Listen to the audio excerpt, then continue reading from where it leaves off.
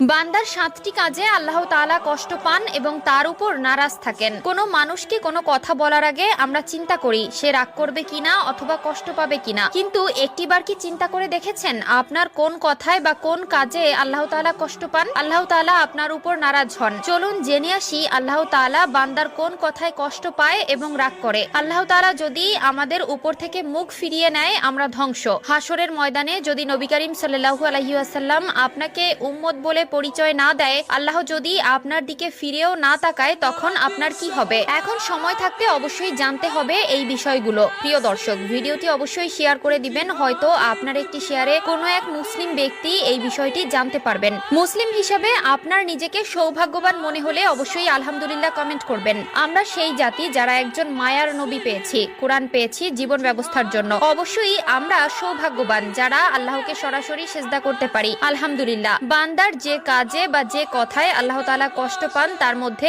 ১ নম্বরে রয়েছে গালাগালি করা। আজকাল তো গালাগালি আমাদের একটা ট্রেন্ড হয়ে গিয়েছে।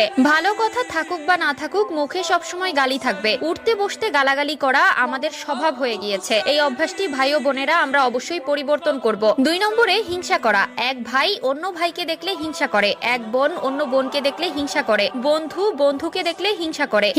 হিংসে দুনিয়াতে ভরে গিয়েছে। হিংসা যার মধ্যে আছে তার ভিতর ঈমান থাকতে পারে না। ৩ নম্বরে মা বাবার উপর কথা বলা। প্রিয় দর্শক, মা বাবার উপর কখনো কথা বলবেন না। মা বাবা হলো আল্লাহর দেওয়া একটি নিয়ামত, একটি রহমত। যে মা বাবা আমাদের ছোটবেলা থেকে কোলে পিঠে মানুষ করেছে, অবশ্যই তাদের মূল্যায়ন করবেন, তাদের আদেশ নিষেধগুলো মেনে চলবেন, নয়তো আল্লাহর লানত আপনার উপর। ৫ নম্বরে দাঁড়িয়ে পানি পান করা। প্রিয় দর্শক, দাঁড়িয়ে পানি পান করবেন না, তাহলে আল্লাহ আপনার উপর নারাজ হবে। ৬ নম্বরে বাড়িতে মেহমান দেখে নারাজ হবেন না।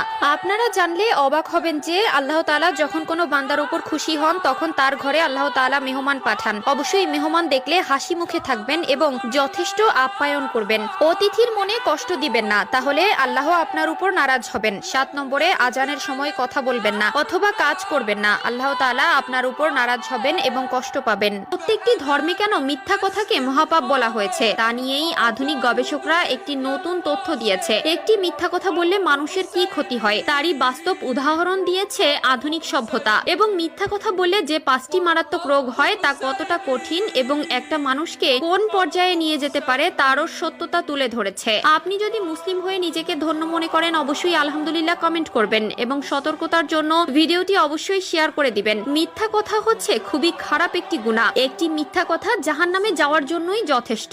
এক ব্যক্তি রাসূলুল্লাহ সাল্লাল্লাহু আলাইহি ওয়াসাল্লামের কাছে বলেছিলেন, আমি পাপ থেকে বাঁচতে চাই। উত্তরে রাসূলুল্লাহ সাল্লাল্লাহু আলাইহি ওয়াসাল্লাম বলেছিলেন, তুমি